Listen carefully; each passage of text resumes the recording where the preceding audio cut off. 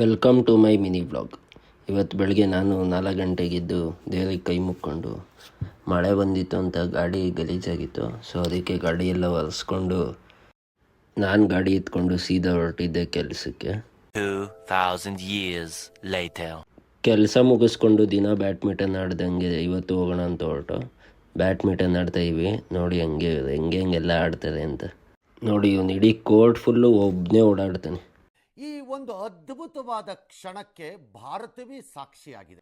ಇವನು ಪವನ್ ನೋಡಿ ಆಟ ಆಡೋ ಅಂದರೆ ಹೊಟ್ಟೆ ತುಂಬ ತಿನ್ಕೊಂಡ್ಬಿಟ್ಟು ಸೋಂಬೇರ್ತಾನ ನೋಡಿ.